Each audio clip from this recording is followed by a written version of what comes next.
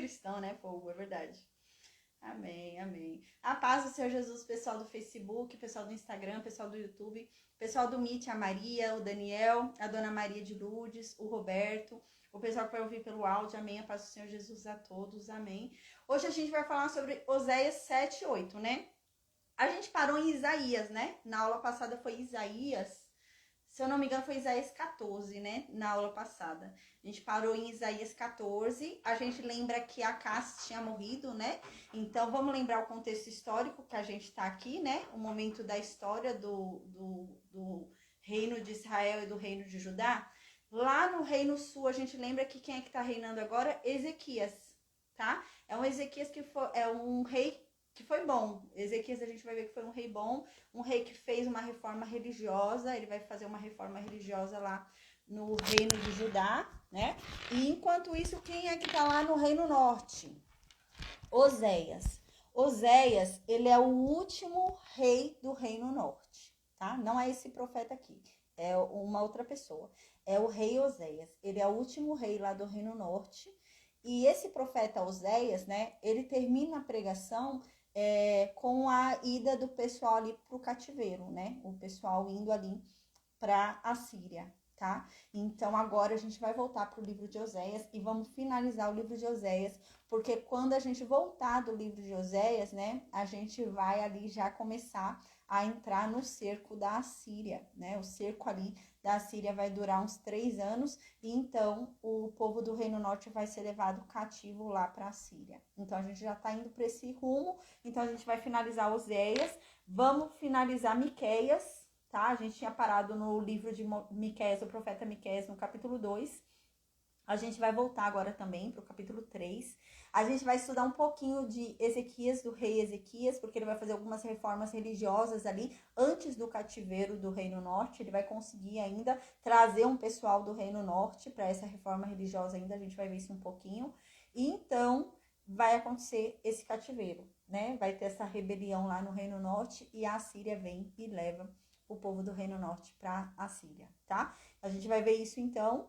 E a gente vai estudar, então, aí depois disso, desse cativeiro da Síria, que o povo do Reino Norte vai ser levado como cativo prisioneiro lá para a Síria, a gente vai se voltar agora só um reino. Só vai sobrar o reino de Judá, né? O reino de Israel, o reino norte, vai sumir na história. Ele só volta agora ali no Novo Testamento. Então, ele some na história até então. E a gente vai vir falar um pouquinho sobre o Reino Norte de novo, quando a gente for estudar sobre a volta dos judeus para Jerusalém, né? Quando os medos ali liberarem o povo do Reino Sul, né, do Reino de Judá, a voltarem para reconstruir o templo em Jerusalém. Aí a gente vai falar um pouquinho sobre o pessoal do Reino Norte que tinha sido levado lá para a Síria, né? Mas agora a gente vai focar na história só em um reino, tá? Então a gente vai, já tá terminando essa coisa, né? Da gente ficar dividindo aí a história em dois, né? Meio complicado isso, né? A gente fica dividindo aí em 2 reinos, né? Rei lá, rei cá, né? Não, aí daqui a pouquinho a gente já vai começar a concentrar em um reino só, que é o reino de Judá, tá? Então a gente tá indo para esse rumo. Então a gente está nesse contexto onde lá no Reino Norte está Oséias. Oséias, ele tá ainda durante o período do reinado dele, que ele paga tributo para a Síria. Lembra? Durante o início do reinado de Oséias, quando Oséias, não é Oséias esse profeta, tá, gente? É Oséias, o rei Oséias. Durante o início do reinado do rei Oséias, né? A gente lembra que esse Oséias aqui, ele tá pregando desde de Jeroboão, né? Faz bastante tempo que ele tá pregando aí. E ele termina de pregar em Ezequias, né? Então ele tá pregando aí desde Jeroboão II. Então não é esse que é o rei, tá? Ele é só o profeta. Mas o rei Oséias, a gente lembra que ele tá reinando lá no Reino Norte. No início do reinado dele no Reino Norte, o rei, né, da Assíria vem e luta contra ele. Já é outro rei. A gente lembra que não é mais Tiglat-Pileser, né? Tiglat-Pileser é aquele rei antigo, né? Que a gente lembra que Acaz havia feito acordo com ele, aliança com ele contra o rei Peca. Lembra? Contra o rei Peca e o rei da Síria com S. né? Mas esse Tiglat-Pileser já morreu, não é mais ele, é o filho dele agora que reina na Síria, que é o Salmaneser, tá? Então, o Salmaneser tá reinando e o Salmaneser vai lá, invade o Reino Norte, a gente lembra, luta com Oséias e vence. Aí Oséias se entrega, se rende, a cidade inteira se rende para não ser destruída e decidem virar servos da Síria, tá? Então, agora o Reino Norte, eles precisam ficar pagando tributos todo ano para a Síria.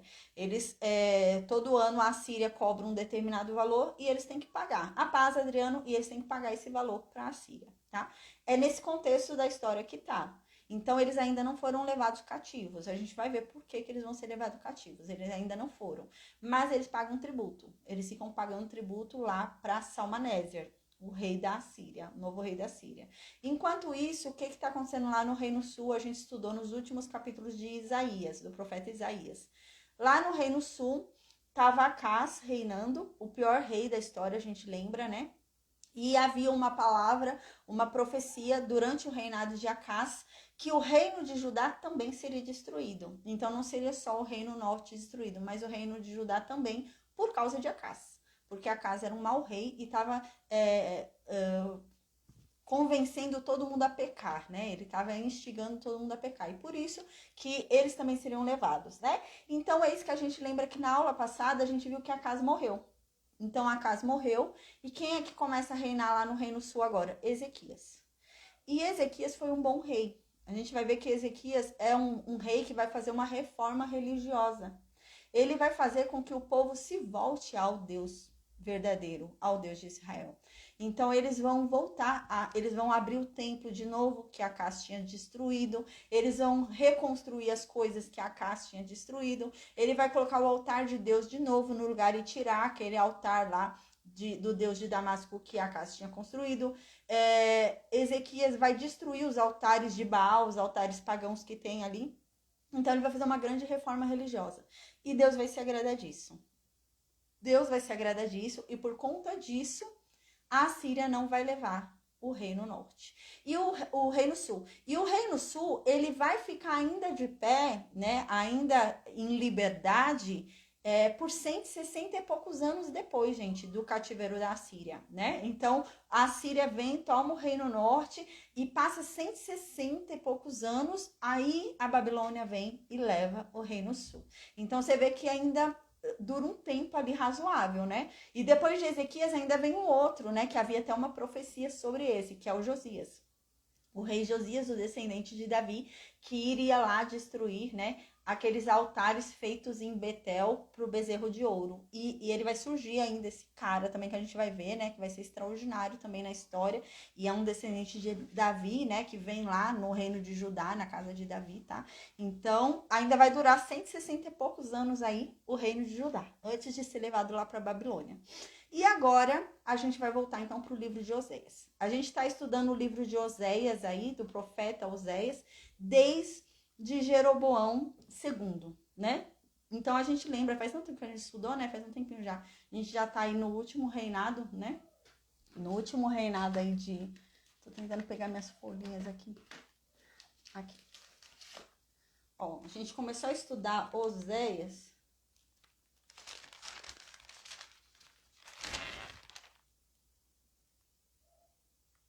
A gente começou a estudar Oséias em Jeroboão II, ó, gente. Teve Jeroboão II, teve Zacarias, Salum, Menahem, Pecaías, Peca e agora Oséias. Passaram-se 7 reis, né? E a gente estudou Oséias. Faz bastante tempo que a gente começou a estudar esse livro. Vamos lembrar um pouquinho o que é o livro de Oséias, né? Oséias é um profeta que ele é usado de uma forma diferente por Deus, né? Ele já começa o livro falando, eu sou profeta, mas eu sou de uma família de profetas. Eu não sou um profeta doido que surgiu do nada que Deus veio falar comigo. A gente lembra que nesse meio tempo também tinha vindo Amós, né? Um pouquinho antes aí de Oséias tinha vindo Amós. E Amós não era profeta, a gente lembra, né? Amós era um pastor de ovelhas, né? Que ele foi chamado por Deus para sair lá de Judá. Ele era lá do Reino Sul. Ele foi chamado para ir lá pregar para o Reino Norte, porque o Reino Norte não ouvia seus próprios profetas. Então ele foi encaminhado para lá. não resolveu a história. Então, com Oséias, Deus tenta uma abordagem diferente. Deus havia levantado vários profetas para falar com o Reino Norte, né? A gente lembra Amós, o profeta Jonas, né? Eliseu, Elias, né? E nada daquele Reino Norte ouviu os seus profetas. Ninguém ouvia os profetas. Então, Deus agora usa uma abordagem diferente com Oséias. Qual é a abordagem de Deus? Usar a vida de Oséias para falar com o povo. Usar a história de Oséias para falar com o povo. Então a gente lembra que Deus vai e manda Oséias casar com uma mulher que era prostituta, né? Então ele vai lá, tira essa mulher da vida de prostituição, dá para ela um nome, dá para ela uma honra, dá para ela uma família, ela engravida dele e tudo isso simboliza Deus com o povo de Israel, tirando aquele povo lá do Egito. Eles eram lá no Egito como uma prostituta que adorava os deuses egípcios, né? Então eles tinham o Deus deles. Eles tinham um Deus deles ali que foi aquele que fez pacto com Abraão. Mas eles se esqueceram com o passar do tempo e começaram a adorar deuses egípcios, né? E a gente lembra que a história de Oséias vem vindo nessa pegada de Deus usar a história dele para falar com o povo de Israel, né? Então Oséias foi lá, casou com essa prostituta, né? E Deus falou, você vai ter 3 filhos com ela. O primeiro filho vai ser teu. E você vai dar um nome para ele de... era alguma coisa sobre julgamento, eu não lembro o nome específico, mas era alguma coisa sobre o julgamento de Deus. E o segundo filho, eu acho que era de Jezreel. O segundo filho, você vai dar um nome para ele, né? De... Não merece misericórdia. O segundo eu já tô em dúvida se é meu, né? Nesse sentido, já não tenho mais compaixão, porque eu já não sei mais se esse filho é meu. É nesse sentido que Deus estava falando. Mas tudo isso simbolizando a relação de Deus com o seu povo, né? Em um determinado momento da história, Deus diz que esse povo era fiel a ele. E ele via nesse povo os frutos dessa fidelidade. E ele reconhecia que havia justiça ali. Mas com o passar do tempo, esse povo começou a já dar indícios de infidelidade, né? Simbolizando essa relação aí de Oséias com a prostituta, a ex-prostituta, né? Então começou a dar alguns sinais de infidelidade. E Deus já começou a desconsiderar a misericórdia sobre esse povo. Eles já não eram mais merecedores de misericórdia por conta desses indícios de infidelidade, né? E a gente lembra que nesse meio tempo, realmente, o segundo filho de Oséias já tinha meio dúvida se era dele ou se não era, né? A mulher dele já estava começando a voltar para a vida de prostituição. O terceiro filho, a mulher dele já estava na prostituição escancarada. Todo mundo sabia que ela já tinha voltado para a prostituição, era muito claro, ela já nem escondia do próprio marido dela. E o terceiro filho, então, Deus manda Oséias colocar o nome de não é meu povo, não é meu. Não é meu povo e não é meu mais. E isso simbolizava Deus falando para o pessoal do Reino Norte. Vocês já não são mais meus. Já não descendem mais de mim.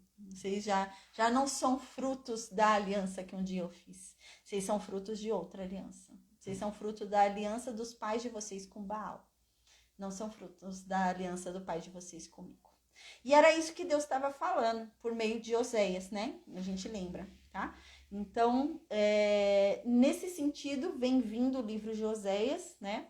E Deus falando que esse povo é um povo muito desobediente. Então Deus começa a falar com o povo de Israel, né? Que é um povo infiel, muito desobediente. E é até uma linguagem meio triste que fala, né? Uma linguagem meio poética, meio triste, né? Que Deus até fala em um determinado momento, a gente fica até meio com dó de Deus, né? Nesse determinado momento, Deus fala assim, olha, mas Oséias, quando chega na sua mulher, senta com ela e tem uma conversa séria. Isso simbolizando Deus falando com o seu povo. A gente lembra que a história de Oséias simboliza Deus e o povo de Israel. Então Deus fala para Oséias, senta e fala com a sua mulher, né? E fala para ela, olha, eu ainda te quero, mas você tem que abandonar essa vida de prostituição. Você tem que voltar a ser só minha. Se você for só minha, eu vou perdoar tudo que você fez. Eu vou perdoar todos os seus pecados, vou perdoar tudo, e porque eu ainda te quero, eu ainda te amo. E, gente, isso simbolizava Deus falando com o povo de Israel. que apesar de todos os pecados que eles cometeram, apesar de todas as adorações que eles fizeram a Baal, aos bezerros de ouro, Deus ainda os amava, Deus ainda os queria. E se eles se arrependessem e fossem fiéis de agora em diante, Deus os perdoaria, né? Era isso que estava simbolizando ali. Então Deus vai e fala para Oséias.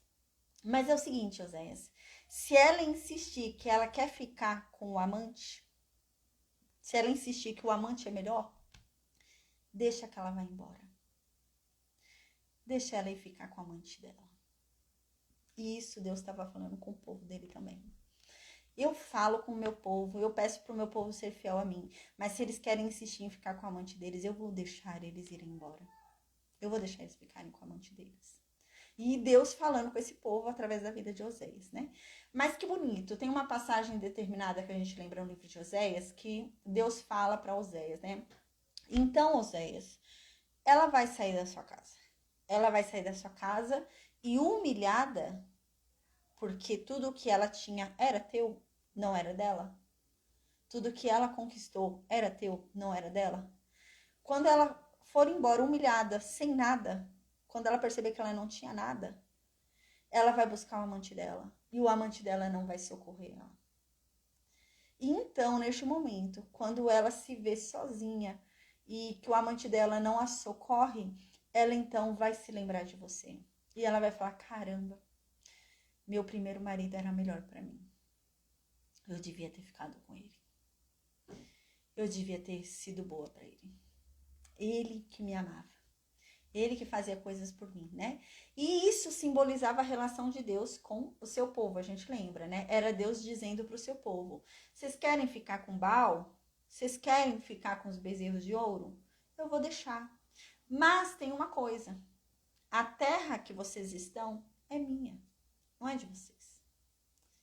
A comida que vocês comem é minha, não é de vocês. E Deus falou, eu vou tirar tudo isso. E vocês vão, então, atrás do marido que vocês escolheram. De Baal. Vocês vão atrás do bezerro de ouro. E eles não vão ajudar vocês. Eles não vão te dar uma casa. Eles não vão te dar uma terra. Eles não vão te dar uma terra fértil que emana leite e mel. Não vão dar. E quando vocês perceberem isso, que eles não vão te dar nada do que eu dava, vocês vão dizer, Deus era melhor pra gente do que Baal. Nossa, que lindo, né? O livro de Oséias. Então a gente pensa que nesse momento, né? Sei lá, qualquer uma pessoa, qualquer um de nós, né? Humanos, né? Mortais, né? A gente pensa, agora é a hora da vingança, né? Caramba, agora é a hora da vingança de falar, bem feito, tá no fundo do poço, né? Oi, Francisco, boa noite. Ele tá no fundo do poço, bem feito, né? Vai ficar sozinho agora, né? Mas Deus lindamente fala, então, neste momento, eu vou atrás de você. Então, Deus fala para Oséias, então, neste momento, você vai atrás dela. Lá no fundo do poço que ela estiver. Você vai encontrar ela no deserto em que ela estiver. E você vai, com muita mansidão e com muito amor, falar no pé do ouvido dela que você ainda a ama e a quer de volta. Gente, caramba, né? Que lindo. Isso tá no livro de Oséias. E que lindo, né? Um Deus que ainda fala isso, né? Depois de tudo que fizeram com ele. E então ele fala, então eu vou te trazer de volta para casa. Que bonito. E é Deus falando com o povo dele. Deus dizendo que talvez na hora da dificuldade, esse povo indo para um cativeiro em terra estranha, e ele se dê conta de que tudo que ele tinha, na verdade, não era dele. Era Deus que havia proporcionado a eles, né? E eles então falam, realmente aquele Deus era melhor para mim do que esse Deus que eu tô adorando agora. Eu vou me voltar para ele. Eu sinto saudade dele. E Deus então diz que neste momento ele vai voltar e falar aos ouvidos da pessoa e fazer ela voltar. É o que vai acontecer na Babilônia, a gente vai ver, né? Na Babilônia Deus vai fazer isso. Vai lá no fundo do poço onde eles estiverem, falar no ouvido deles e trazerem eles de volta para Jerusalém, levarem eles de volta ali para o reino de Judá, né? Que bonito. Então a gente lembra que está vindo nesse sentido o livro de Oséias. Mas nos capítulos posteriores, Oséias vem falando de uma forma mais severa, Deus cansou de vocês. Deus está exausto de vocês. Vocês não merecem mais a misericórdia de Deus. Deus decidiu que vocês têm que ir embora dessa terra. E Oséias vem vindo falando isso. Que eles vão sair dessa terra. Que eles vão ser castigados, tá? E agora no capítulo 7 não vem diferente disso, tá, gente? A gente vai ver que no capítulo 7 e no capítulo 8, né? Oséias vem falando que esse povo é um povo fingido. É um povo falso. Deus tenta curar esse povo, Deus tenta alertar esse povo, tratar esse povo, mas esse povo é um povo fingido. Aí eles vão lá, fingem que estão fazendo certo, mas não estão. É que nem Isaías vai falar, a gente vai ver mais pra frente, Isaías fala, vocês me honram com seus lábios, mas o coração de vocês está longe de mim. É nesse sentido aqui, né? Então a gente vai falar sobre isso hoje, tá? Agora, eu vou fazer a oração agora, então, e a gente começa a estudar o capítulo 7 e o capítulo 8. Amém. Meu Deus, obrigada, Pai. Obrigada por mais um dia, pelo teu amor, pela tua graça, pela tua misericórdia. Deus, perdoa, Pai, os nossos pecados, as nossas ofensas, as nossas iniquidades, Senhor. Amém. Meu Deus, que o Senhor, Pai, em nome de Jesus, derrame sobre cada um de nós conhecimento, sabedoria, entendimento da tua palavra, que venhamos a compreender a tua verdade com clareza, que toda dúvida venha a ser sanada neste momento pelo teu Santo Espírito, em o nome de Jesus, Senhor. Amém.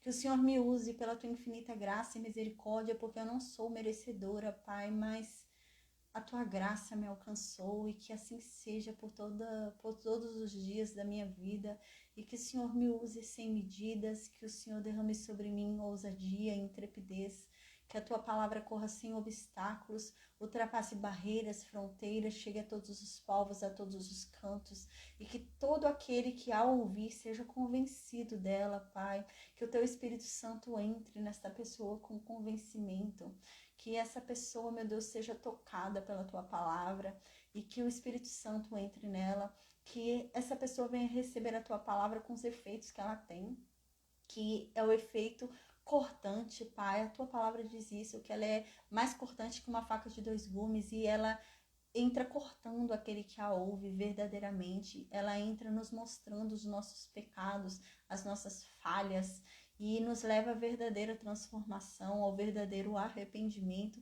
e que assim seja, Pai, em nome de Jesus, Senhor. Amém. Que o Senhor nos proteja de todo o mal, em nome de Jesus. Que o Senhor nos cure, Pai, de toda e qualquer enfermidade, em nome de Jesus, Senhor. Amém. Porque nós consagramos a Ti tudo que temos e tudo que somos. Queremos, meu Deus, gastar toda a nossa energia, gastar a nossa vida, os nossos dias contigo, Deus. Então nos ajuda, Pai, nos dando saúde, derramando sobre nós da Tua graça, da Tua misericórdia, nos pondo de pé. Que o Senhor nos fortaleça, porque o Senhor é o único que dá forças ao cansado, e que assim seja, Pai, que o Senhor nos fortaleça em nome de Jesus, Senhor. Amém. Que o Senhor cresça e nós venhamos a diminuir, que o Senhor, meu Deus, permita que o seu brilho resplandeça em nossas vidas, que todos possam ver a tua glória através de nós, e que todos testemunhem que o Senhor é conosco, que o Senhor, meu Deus, está entre nós. Amém, Deus.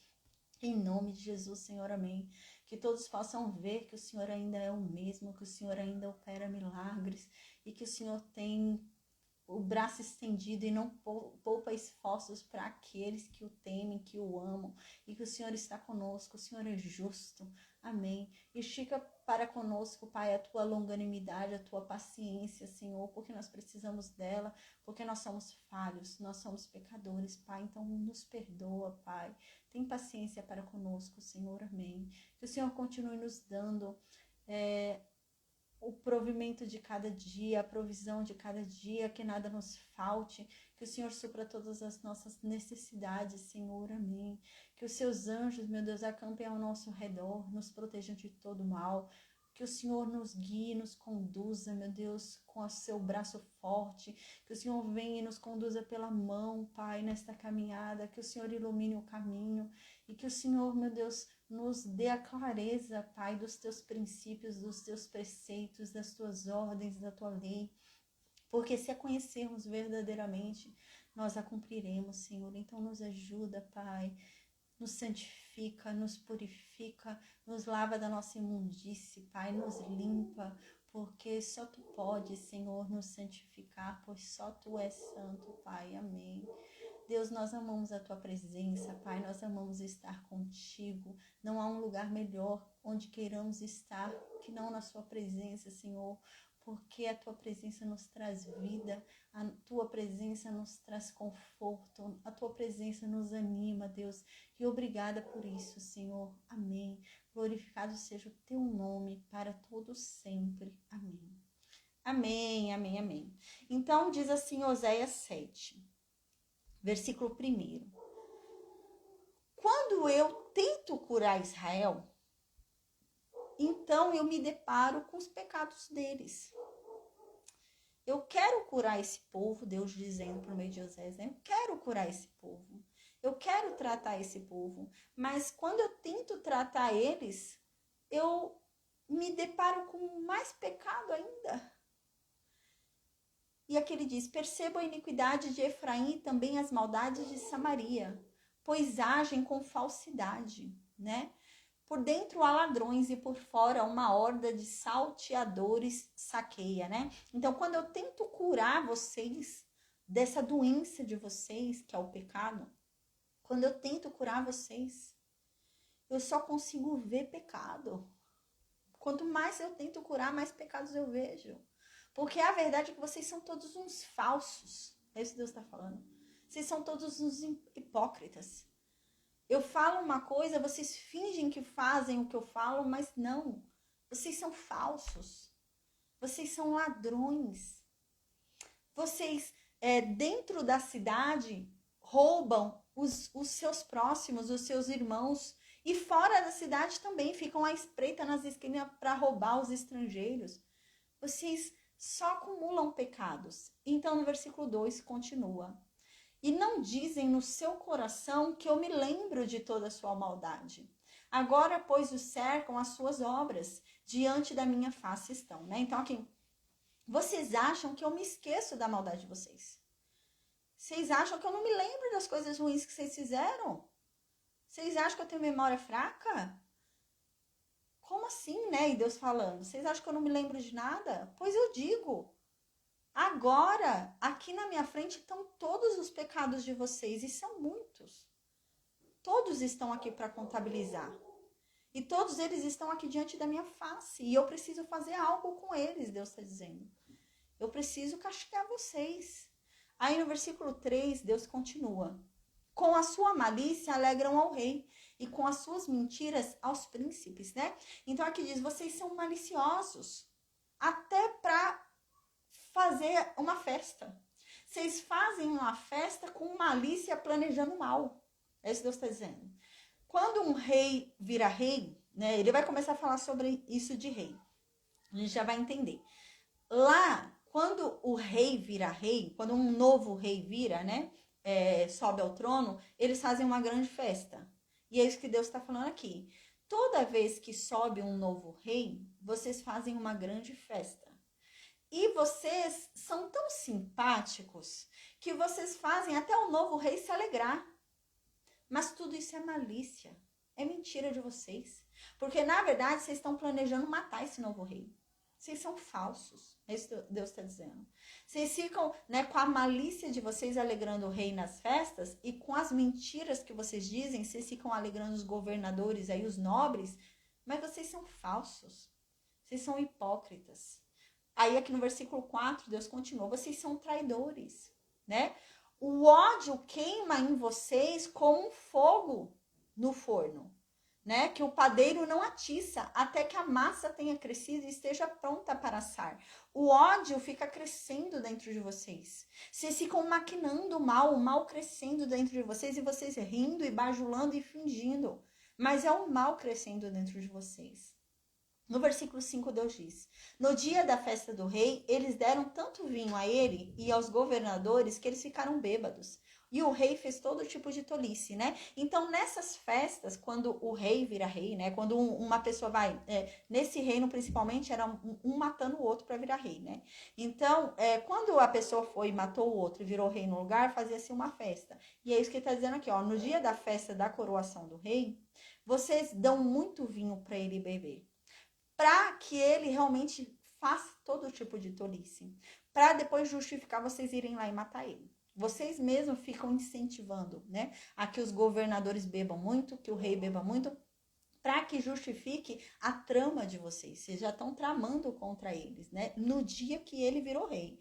No versículo 6, então continua. O ódio continua a queimar no coração de vocês.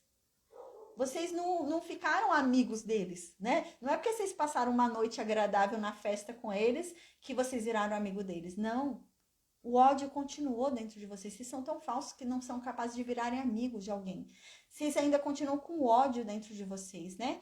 E aqui diz, o ódio continuou a queimar no coração de vocês enquanto vocês planejavam intrigas contra o rei. Vocês ficavam planejando como derrubar esse rei. A noite toda vocês abafaram o seu ódio. A noite toda vocês esconderam esse ódio. Por meio de sorriso, fingindo ser simpático, bajulando o rei, né? Mas logo de manhã, o ódio se acendeu de novo. E vocês estavam ali já maquinando como derrubar esse rei. Versículo 7. Todos eles estão quentes como um forno e consomem os seus juízes. Todos os seus reis caem. Ninguém entre eles há quem me invoque. Aqui ele está dizendo, todos vocês ardem em ira. É todo mundo revoltado nesse lugar. Nesse reino norte é todo mundo irado. E a ira de vocês mata seus reis. Todos os reis que vocês tiveram, vocês mataram. E você vê a história, né, do reino norte, foi assim mesmo, né? É um rei que mata o outro, que vai matando o outro, que vai matando o outro, toma o trono. Esse Oséias mesmo, ele matou Peca, né? Então é um rei matando o outro e toma o trono. E é isso que Deus está falando aqui. Vocês estão cheios de ódio, né? Todo mundo cheio de ódio, é um ódio que vai crescendo, crescendo, aumentando. E vocês vão e matam, vocês mesmos matam seus juízes, vocês mesmos vão lá e matam seus reis, né? E todos os reis de vocês morrem. Não há nenhum rei de vocês que dure. Todo mundo morre. E não há ninguém que perceba o que está acontecendo e venha me invocar. Não há ninguém que venha clamar a Deus. Acontecendo tudo isso que está acontecendo aí nesse lugar e vocês não clamam a Deus? Então no versículo 8 continua. O Senhor diz, né? O povo de Israel faz acordo com outros povos e agora parece um pão mal amassado. Em vez de vir me buscar, em vez de vir fazer acordo comigo, vir me buscar para ser protegido, vocês vão buscar apoio de outras nações para proteção. Vocês querem ser protegidos pela Síria, vocês querem ser protegidos pelo Egito, querem ser protegidos pela Síria com S, vocês querem ser protegidos por outras nações. Por que vocês não me buscam?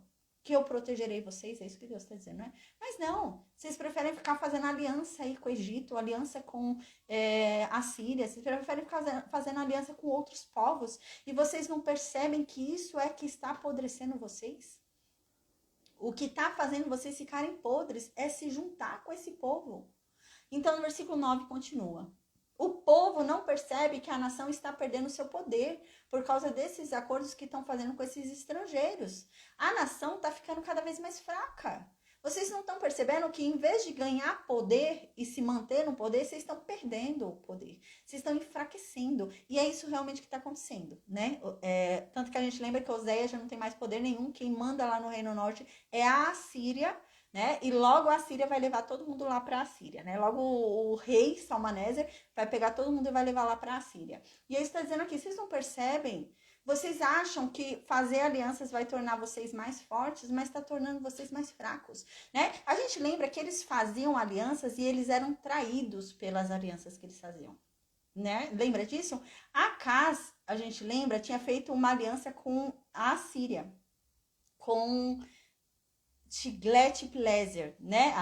Acaz tinha feito uma aliança com Tiglat-Pileser lá da Síria e Acaz tinha dado muito ouro para ele. Tinha dado ouro do templo, tinha dado ouro dele, ouro das casas dos nobres, tinha dado muito dinheiro.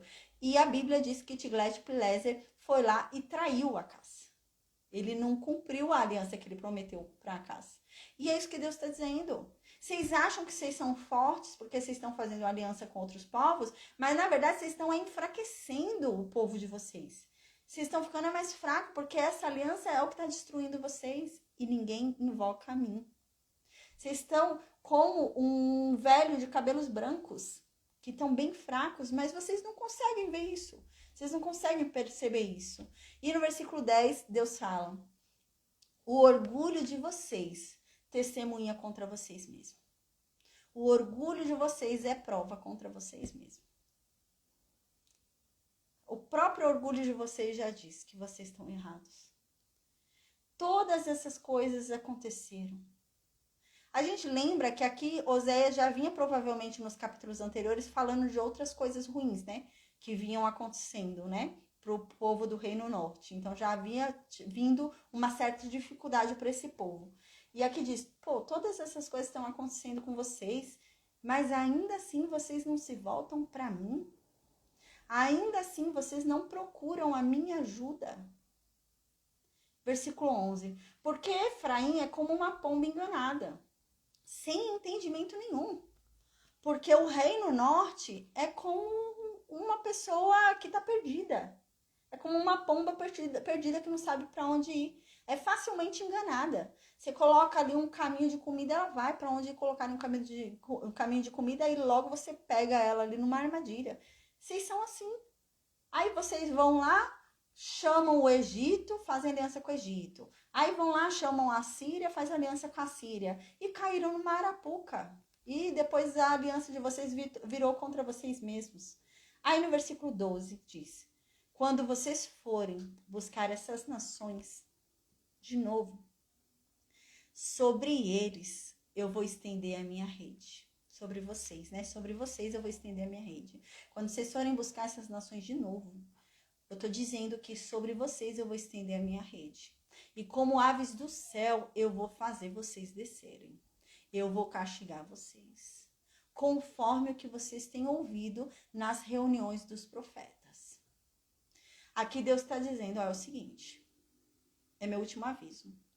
Quando vocês forem buscar ajuda de novo, de outra nação, vocês vão receber o castigo de vocês. E vai acontecer isso, gente. A gente vai ver que o Oséias, o rei Oséias do Reino Norte, ele vai pedir ajuda do Egito. Ele não quer mais pagar o imposto. Ele vai falar, não vou pagar mais imposto para Salmaneser, não. Vou pagar mais imposto para a Síria, não. Aí ele vai e paga o Egito, para o Egito fazer aliança com ele, para os dois lutarem juntos contra a Síria, para ele se ver livre da opressão da Síria. Só que o Egito engana ele. E é isso que Deus está dizendo aqui. Quando vocês buscarem de novo ajuda de outra nação, vai ser o momento do castigo de vocês. E é nesse momento, realmente, que vem o castigo do Reino Norte. E a Síria vem, então, com raiva, porque eles fizeram isso, e leva todo o povo para o cativeiro, na Síria.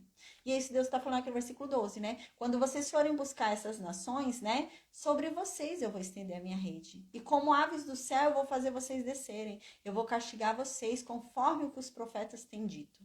Versículo 13. Ai deles, né? Ai de vocês, porque vocês fugiram de mim. Destruição sobre vocês, porque vocês se rebelaram contra mim. Eu resgatei vocês. Eu salvei vocês lá do Egito.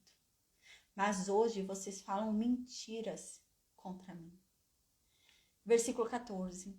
E vocês não clamaram a mim com o coração de vocês, mas pelo contrário, vocês ficavam chorando e gritando nas suas camas. Vocês têm coragem de se reunir para orar por trigo e por vinho, mas vocês não têm coragem de me buscar. Contra mim vocês se rebelam. Aqui Deus está dizendo o quê, né? O que acontece? Esse povo, por que eles estão chorando por trigo e por vinho? A gente lembra que para a agricultura, para eles era muito importante a chuva. Então, eles ficavam angustiados por conta de chuva. Então, quando diz que eles estavam orando pelo trigo e pelo vinho, eles estavam orando pela chuva. Eles queriam chuva, eles queriam que chovesse. E para eles, qual que era o deus da chuva? Baal. Então, Deus está falando, vocês, quando clamaram com o coração de vocês, não foi para mim. Vocês nunca oraram para mim com o coração de vocês.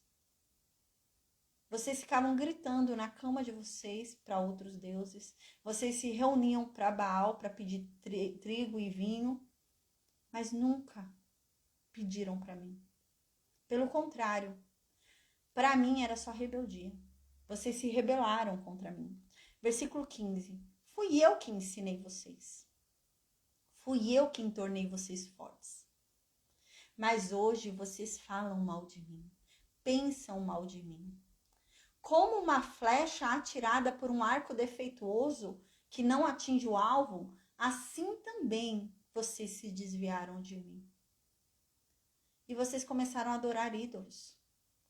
Os seus chefes falam com orgulho disso, de que vocês adoram outros deuses. E é por isso que eles vão ser mortos à espada.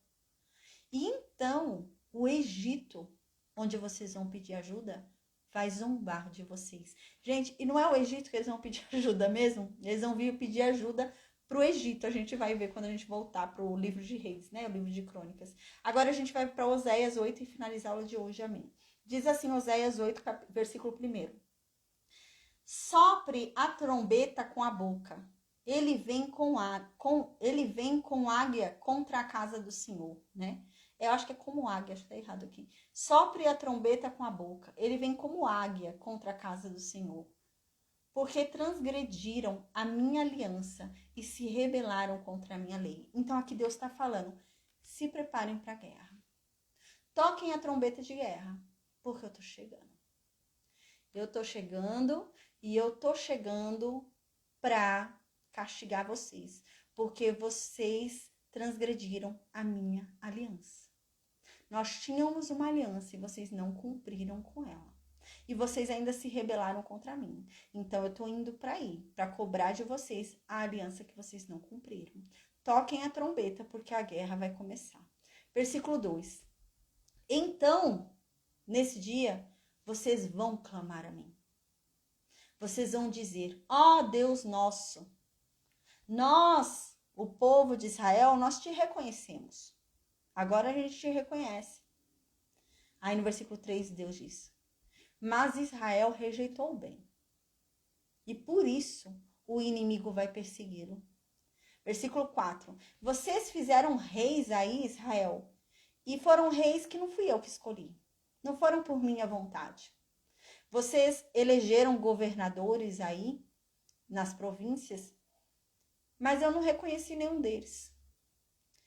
Com a prata de vocês, com o ouro de vocês, vocês ficaram fazendo deuses para vocês, ídolos para vocês, que eu vou destruir.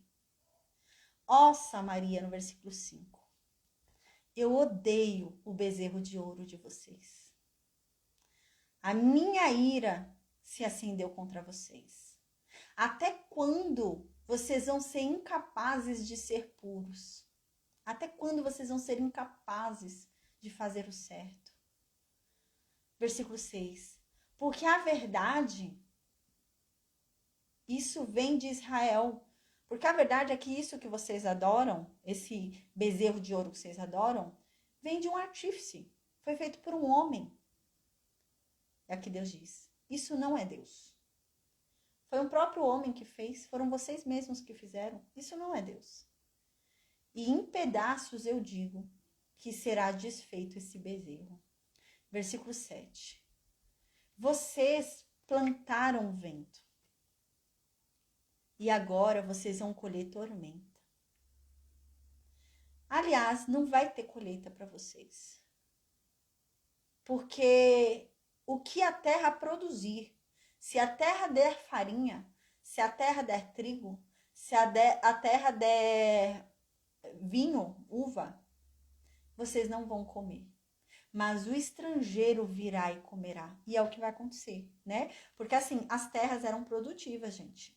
O povo vai ser tudo tirado das suas terras, levado para a Assíria, e o povo da Assíria morará lá naquelas terras onde já tinha plantação. Realmente, o que eles plantaram, quem é que vai comer? Os assírios. Versículo 8. Israel foi devorado, agora está entre os gentios, como um vaso em que ninguém tem prazer. Vocês foram devorados, Israel. E agora quem olha para vocês não sente prazer, não tem inveja, não sente nada. Vocês estão destruídos. Versículo 9. Por que subiram para a Síria como um jumento montês? Por si só, Efraim mercou amores, né? O que é que tá querendo dizer aqui? O que é mercou, né? Mercou é mercadoria, né? É fazer mercado, né? Então aqui tá dizendo, olha, por que vocês foram pedir ajuda da Assíria? Por quê? Vocês foram como um jumento burro lá pedir ajuda da Assíria, que vai pedir ajuda e depois é morto. Vai lá tentar fazer um negócio com o leão e morre. Vocês foram desse jeito? Por que vocês foram fazer isso? Ô Efraim, você buscou negociar favores, né? E então a gente vê no versículo 9, em algum momento eles devem ter feito algum acordo com a Síria aí, né? A Bíblia não diz, já chega ali em Oséias já falando que houve uma briga ali, né, entre Oséias e o rei da Síria, novo Salmaneser, né? Mas provavelmente eles foram pedir ajuda da Síria, porque Deus está dizendo aqui, né? Por que vocês foram pedir ajuda? Por quê? Versículo 10. Embora eles estabeleçam alianças entre as nações, agora os reunirei. Já estão começando a ser reduzidos por causa da opressão do rei e dos príncipes, né? Embora eles fiquem aí querendo fazer alianças para se manter, eu vou fazer o que eu tenho que fazer com eles. Eu vou reunir todos eles e mandar para onde eu quiser. E para ver o que eu tô falando, eles já estão até diminuindo em tamanho. Já nem é mais um povo tão grande como era antes, né? Por causa da própria opressão dos reis que eles mesmos colocaram, os príncipes que eles mesmos levantaram, eles já estão diminuindo em números, né? É engraçado, eu tinha visto um estudo sobre hoje a religião samaritana, né? E a religião samaritana hoje existe lá no Oriente, essa religião. Essa religião samaritana, ela vem das 10 tribos daquele reino norte. Ela existe ainda hoje. E eles entendem que o Messias virá da tribo de Efraim. Até hoje eles entendem isso. E, gente, no documentário que eu assisti, na época, acho que faz alguns anos, na época só tinha 100 e poucas pessoas dessa tribo. Não tem mais. Diminuiu tanto o número de pessoas, né? Que só tinha 100 e pouca. E olha que número reduzido, né? Que coisa, né? Daquela que eram as 10 tribos, né? Versículo 11. Porquanto Efraim multiplicou os altares para pecar, teve altares para pecar, né? Então, tudo isso você vai sofrer, Efraim. Você vai ser levado para a Síria, você vai ser castigado dessa forma, porque você ficou multiplicando altares para Baal. Você ficou criando altares pagãos, né? Versículo 12. Escrevi-lhe as grandezas da minha lei, porém essas são estimadas como coisa estranha, né? Eu escrevi para vocês a grandeza da minha lei. Eu escrevi para vocês a lei que vocês devem seguir. E ela é muito importante. É isso que Deus está dizendo aqui. A paz, Luciene, e ela é muito importante. Mas vocês consideram essa minha lei sem valor nenhum. Vocês não me obedecem. Vocês consideram a minha lei inútil. Versículo 13. Quanto aos sacrifícios das minhas ofertas, vocês sacrificam carne e vocês comem. Mas eu não aceito sacrifícios de vocês.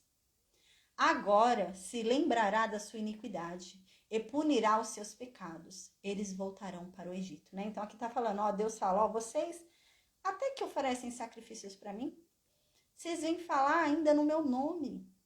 Vocês vão para aquele bezerro de ouro falando no meu nome. Aquilo não é Deus. Eu não sou aquilo, né? Deus falando. Vocês vêm e oferecem sacrifícios para mim e ainda querem comer do meu sacrifício. Mas eu não estou satisfeito. Eu não aceito esses sacrifícios. A gente lembra quando a gente estudou o livro de Levítico? Existe um tipo de sacrifício que o ofertante come junto. O ofertante come, uma parte fica para Deus, uma parte para os sacerdotes e uma parte para o ofertante. É a oferta pacífica. É a oferta que você está em paz com Deus. E é isso que Deus está falando. Eles iam lá, ofertavam essa oferta pacífica, comiam a parte deles, achando que estavam em paz com Deus. E Deus está dizendo, não estou não. Eu não estou em paz com vocês não. Eu não aceitei a oferta de vocês. Não aceitei não. A gente observa aqui, né, que era um povo crente. Eles eram um povo que acreditavam. Eles cumpriam rituais, acreditavam em Deus, né? Não é que eles não acreditavam, eles falavam o nome de Deus. Eles acreditavam em Deus. Eles cumpriam os rituais. Eles cumpriam as festas da lei de Deus, mas faziam errado. Eles adoravam a Deus olhando o bezerro de ouro. Eles adoravam a Deus, mas também adoravam outros deuses. Então, eles não cumpriam a lei direito, né? Eles eram crentes, mas eles não eram verdadeiramente, né? Cumpriam essa aliança de Deus. Porque na aliança dizia que você não podia adorar outros deuses. Na aliança dizia, né? Como que era cumprida essa aliança, que não podia fazer imagem nenhuma de Deus. Eles fizeram o bezerro de ouro e eles cumpriam tudo errado, né? E eu até coloquei hoje a mensagem da aula, né? Que era crente fingindo ser cristão, né? Uma vez a gente falou sobre isso. Para Satanás não tem problema a gente ser crente. Satanás não tem problema nenhum com quem crê em Deus. Nenhum. Não tem problema a gente crer em Deus. Por quê? Porque a própria Bíblia diz que Satanás também crê em Deus. Lá no livro de Tiago diz: crer até os demônios creem. Até Satanás crê. Não tem problema a gente crer em Deus. Ser crente, né, não significa ser cristão. Ser cristão é uma coisa, ser crente é outra, né? Ser cristão é além de ser crente. Vai além de ser crente, né? Agora, tem crente que não é cristão. Crer não basta, né? Precisa ser cristão. E esse povo era um povo que acreditava, que cria, mas fazia errado. É como Deus fala lá no livro de Isaías, a gente falou agora há pouco. Esse povo me honra com os lábios. Esse povo me honra com os lábios, mas o coração está longe de mim. O que adianta? Está fazendo tudo errado. Igual eles estão cumprindo rituais tudo errado. Não adianta nada. Então, no versículo 14, para finalizar a aula de hoje, amém, né? Deixa eu só voltar ao versículo 13, Deus diz assim, né? Que eles ofertam esses sacrifícios e eles vão lá, comem do sacrifício achando que estão em paz com Deus, todos alegres, felizes, mas Deus não aceitou o sacrifício. Então, eles não estão em paz coisa nenhuma com Deus. E aqui diz, agora Deus está dizendo que vai lembrar da iniquidade deles. Ou seja, Deus não está em paz nenhuma com eles. Pelo contrário, Deus vai lembrar do pecado deles e vai punir eles. Deus vai castigar eles e vai fazer com que eles voltem para o Egito, né? Não é no sentido deles realmente voltarem para o Egito, porque eles não vão voltar para o Egito, né? Eles vão para a Síria. Mas é no sentido que Deus diz deles voltarem para o cativeiro. Eles vão voltar a ter a vida que eles tinham no Egito. A vida de escravos, a vida de servos. E é isso que eles vão ter. Eles vão voltar a ter isso lá na Síria, a vida de escravos. Então, no versículo 14, para finalizar a aula de hoje, amém, glória a Deus, diz assim: porque Israel se esqueceu do seu Criador e edificou templos, e Judá, agora vem falando de Judá também, né? Multiplicou cidades fortificadas. Mas eu enviarei um fogo contra as suas cidades, que consumirá os seus palácios. Deus está falando, em vez de vocês se voltarem para mim, em vez de vocês se voltarem para o Criador de vocês se esqueceram de mim e decidiram ficar criando um monte de templo para um monte de Deus que não existe. E então vocês decidiram criar um monte de muralhas para se proteger, em vez de buscar a minha proteção, que eu proteja vocês, decidiram criar um monte de muralhas, fortalezas, né? Mas eu digo agora, eu vou destruir todas essas cidades muradas aí de vocês, vou destruir todos esses altares, vou destruir tudo. Tá? Então, amém. Amanhã a gente vai estudar Oséias 9, tá? Eu vou ver se vai ser 9 e 10, eu vou ver o tamanho dos capítulos para ver se dá para estudar os dois juntos, tá bom? Então, amém, gente. Deus nos abençoe, nos guarde, amém. Eu vou desconectar o Instagram e o YouTube e o Facebook e eu vou perguntar no Meet se alguém tem alguma dúvida. Deixa eu só desconectar aqui e a gente volta amanhã com a graça de Deus, amém. Deixa eu desconectar.